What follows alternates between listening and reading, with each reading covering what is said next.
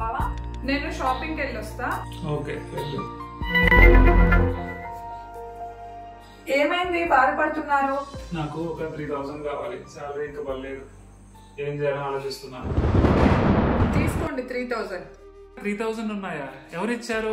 ఇవి మీరిచ్చిన డబ్బులే. ఎప్పుడు ఇచ్చాను నీకు?